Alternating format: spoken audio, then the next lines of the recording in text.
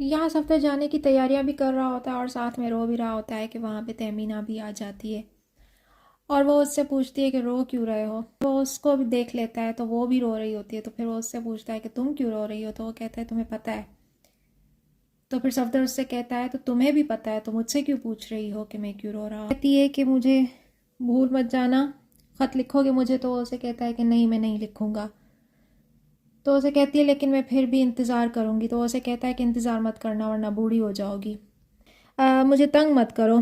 صفدر سے کہتا ہے میرے پاس تمہاری ایک ادھوری تصویر ہے.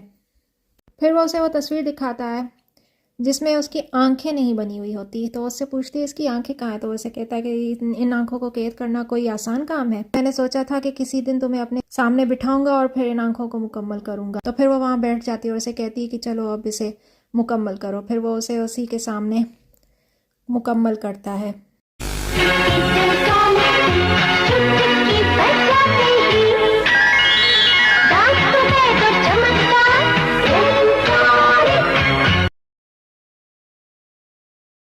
یا جب صفدر جا رہا ہوتا ہے تو مظہر کی بیوی کہہ رہی ہوتی ہے بھانجے کو گھر سے نکالنے کے بجائے اسے پڑھنے کے لیے الہ آباد بھیجا جا رہا ہے. واہ بھائی واہ. تو مظہر اس پہ غصہ ہوتا ہے اور کہتا ہے کہ وہ آئے گا، پڑھ لکھ کر وہ آئے گا اور یہاں پر بارات بھی لائے گا، وہ کام بھی ہوگا. تو اس کی بیوی کہتی ہے دیکھتی ہوں کیسے ہوتا ہے وہ کام. یہاں صفدر جانے کے لیے سب کے پاس آتا ہے اور سب کی دعائیں لیتا ہے. اپنی مامی کے پاس آتا ہے لیکن وہ اسے دعا نہیں دیتی اور اس بات پہ عالیہ کو بھی بہت برا لگتا ہے. یہاں جاتے ہوئے اس کے ماموں سے کہتے ہیں کہ میری نجمہ سے بات ہو گئی تھی، وہ سب خیال رکھ لے گی اور سب بندوبست کر لے گی، تم بس پڑھائی پہ دھیان دینا. تو صفدر کہتا ہے شکریہ ماموں. تو اس سے کہتا ہے کہ یہ میرا فرض تھا اپنا خیال رکھنا بہت سارا. پھر وہ جانے لگتا ہے اور پھر کہتا ہے کہ انیس چاچا خداحافظ. پھر انیس چاچا بھی اسے کہتے ہیں کہ خداحافظ بیٹا. اور پھر وہ جانے لگتا ہے، آخر کار چلا جاتا ہے. اور پھر پیچھے جو ہے عالیہ بھی دوڑتی ہوئی آتی ہے روتی ہوئی. میری مٹھی بند ہے کیا بتا دو نا. ناز پان مسالہ. یہاں چھمی اپنے دادی کے سر کی مالش کر رہی ہوتی ہے کہ وہاں پہ جمیل آتا ہے. پھر اسے دیکھ کے وہ کہتی ہے جسے دیکھو گاندھی جنا جوہر بنا پھرتا رہتا ہے، کم بختوں سے خود تو سنبھالا نہیں جاتا، چلے ہیں ملک سنبھالنے. تو جمیل لوٹتا ہے اور پھر کہتا ہے کہ دادی آپ نے مجھ سے کچھ کہا. تو اسے کہتی ہے کہا نہیں، ویسے سنا ہے تو مسلم لیگی بن گیا ہے. تو اسے کہتا ہے کہ بنا تو نہیں ہوں لیکن ابا کی ضد میں ہو بھی سکتا ہوں. تو اسے کہتی ہے اور تیری پڑھائی. تو اسے کہتا ہے کہ وہ بھی ہو جائے گی. تو اسے غصہ ہوتی ہے صحیح ہو جائے گی. دیکھ میرے لال، میں اپنے 2 بیٹے سیاست کی نظر کر کے ان کو ناکارہ کر چکی ہوں، اب تو بھی اسی راستے پہ چل پڑا ہے میرے لال.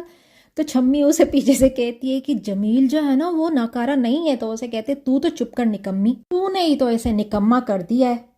تو اس پہ چھمی کہتی ہے ارے میں نے کیا کیا ہے. تو اسے کہتی ہے کہ تو نے ہی تو کیا ہے، خود تو ناکارہ ہے، اسے بھی ناکارہ بنا دیا ہے.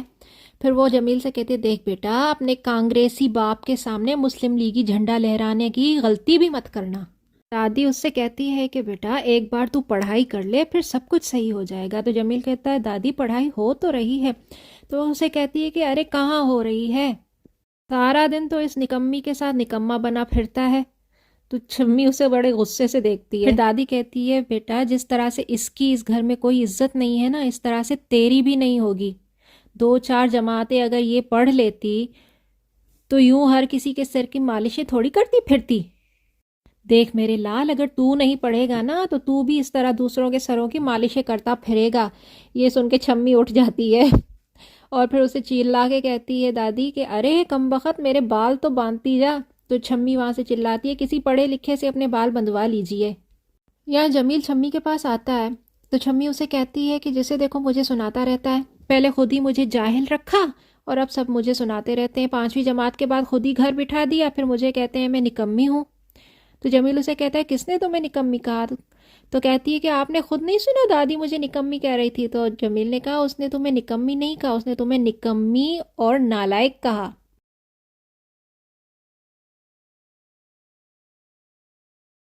پھر وہ غصہ ہو جاتی ہے اور کہتی ہے کہ آپ بھی میرا مذاق اڑا لیں اور رونے لگتی ہے. تو جمیل اس کے آنسو پوچھتا ہے تو کہتی ہے میں نکمی ہوں لیکن لولی لنگڑی نہیں ہوں.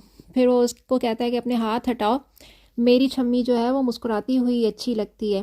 تو اس سے کہتی ہے ایک شرط پہ مسکراؤں گی. تو وہ کہتا ہے کہ حکم کرو. تو اسے کہتی ہے کہ آپ جو ہے نا پہلے BA کریں گے اور جو ہے سیاست میں نہیں پڑھیں گے اس سے پہلے. ورنہ یہ سب لوگ مجھے تانے دے دے کے مار دیں گے. ایک بار آپ BA کر لیں پھر ان سب کے منہ دیکھیں کس طرح سے بند ہوتے ہیں. پھر وہ اسے کہتی ہے کہ مجھے اچھا نہیں لگتا کہ جب بڑے چچا آپ کی بے عزتی کرتے پھرتے ہیں. وہ آپ کی بے عزتی اسی لیے کرتے ہیں کہ آپ نے BA نہیں کیا. آپ دیکھیں میں تو آپ کو کیسے BA کرواتی ہوں. تو اسے کہتا ہے کہ اچھا ٹھیک ہے سوچتے ہیں. تو وہ کہتی ہے سوچتے نہیں ہیں کرتے ہیں، بلکہ کرنا ہے آپ کو تاکہ سب کی زبانیں بند ہو جائیں. تو اسے کہتا ہے کیسے؟ پھر وہ جو ہے اپنے پلو سے پیسے کھول کے اس کے ہاتھ پہ رکھ دیتی ہے اور پھر اسے کہتی ہے کہ ابھی جائیں اور جا کے BA میں داخلہ لے لیں. اور پھر وہ کہتے ہیں آپ میرا مرا ہوا منہ دیکھیں گے. تو جمیل اس کا منہ پہ ہاتھ رکھ کے روک لیتا ہے اور پھر کیا ہے اس کا ہاتھ ہٹا کے کہتی ہے کہ آپ میرے سر پہ قسم کھائیں، ہاتھ رکھ کے قسم کھائیں کہ آپ جب تک BA نہیں کر لیتے آپ سیاست میں نہیں پڑھیں گے.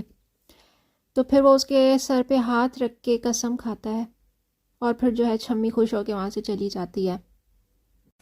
سافٹ کھوپرے کا مزہ، زعفران تل اس میں زیادہ، سارا گھر اب اس کو کھائے. گوگو پان مسالے کی کیا بات.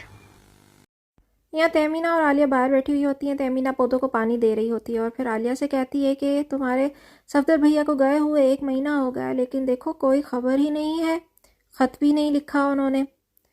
تو عالیہ اس سے کہتی ہے کہ نئی جگہ ہے، وہاں پہ سیٹ ہونے میں ان کو ٹائم لگے گا، پھر بتائیں گے کچھ نہ کچھ. تو پھر تہمینہ کہتی ہے ہاں یہ بات بھی سچ ہے. تو وہیں پہ ہی ڈاکیا آ جاتا ہے اور کہتا ہے کہ ڈاک لے لیں. پھر عالیہ جو ہے وہ دوڑتی ہوئی جاتی ہے.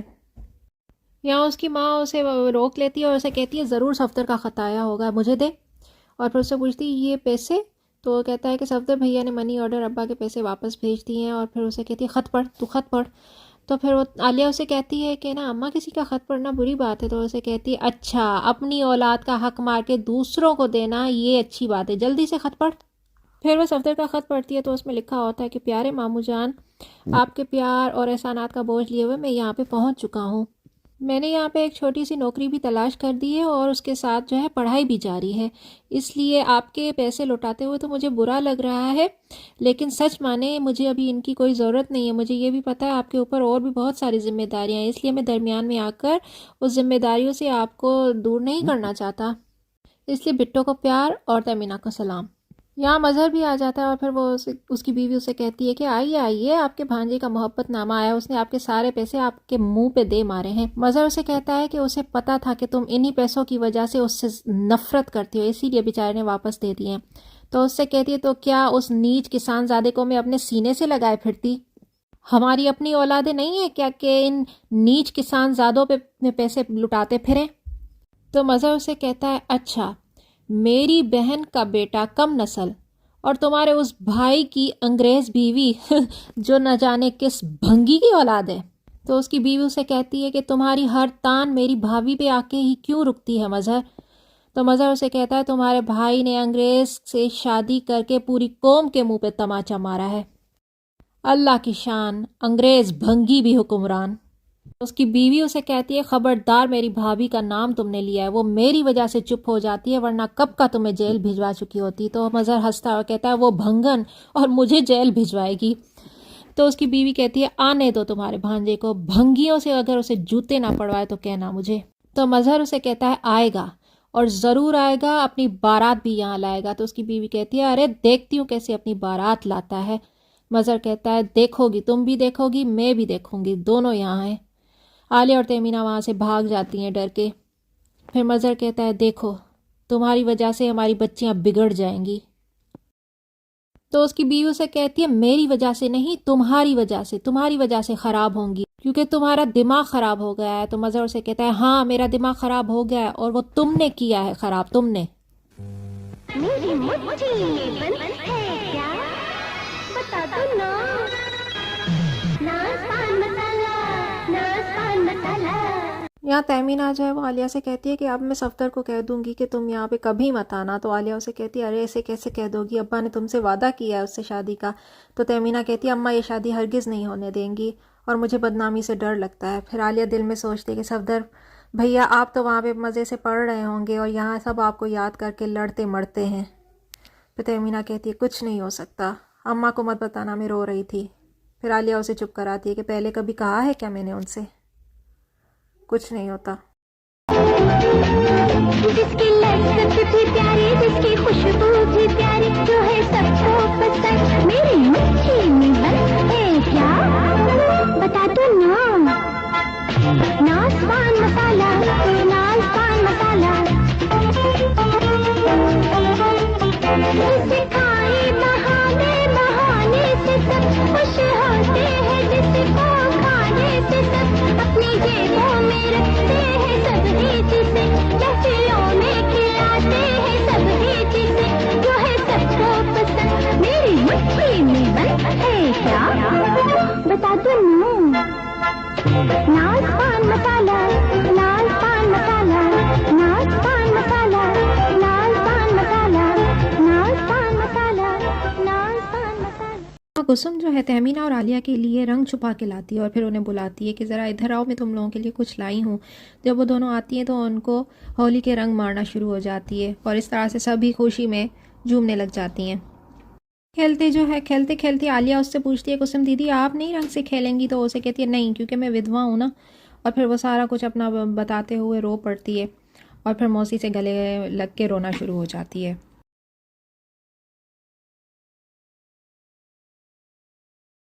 یہاں مظہر آ کے تہمینہ کے ساتھ بیٹھتا ہے اور اس سے آ کے کہتا ہے کہ تمہیں کیوں نیند نہیں آ رہی؟ مجھے پتہ ہے تمہیں کس وجہ سے نیند نہیں آ رہی، وہ کمبخت تھا ہی ایسا، جاتے جاتے اس گھر کی سارا سکون لے گیا ہے، اس کے بغیر کچھ سکون ہی نہیں ملتا۔ تو تہمینہ کہتی ہے اس نے منی آرڈر واپس بھیج کے اچھا نہیں کیا۔ تو اس کا باپ اسے کہتا ہے کہ بہت اچھا کیا اور میں بہت زیادہ خوش ہوا ہوں، کافی سمجھداری اور غیرت مندی کا ثبوت دیا ہے، وہ اپنے پیروں پہ کھڑا ہو رہا ہے، اور پھر دیکھنا کس شان و مان سے بارات لے کے آئے گا یہاں پہ۔ تو تہمینہ کہتی ہے کہ اگر وہ نہ آیا ابا، تو اسے کہتا ہے تو کون سا علی گڑھ دور ہے، کان سے پکڑ کے کھینچ کے یہاں لاؤں گا اور کہوں گا کہ بھائی لے جاؤ اپنی امانت، ورنہ جوتے ماروں گا، جو وعدہ میں نے تم سے اور صفدر سے کیا ہے وہ ضرور پورا ہوگا۔ پھر جو ہے وہ تہمینہ ہنسنے لگتی ہے تو مظہر اسے کہتا ہے ہنستی رہا کرو، ہنستے رہتے بہت اچھی لگتی ہو، چلو اب شاباش سو جاؤ۔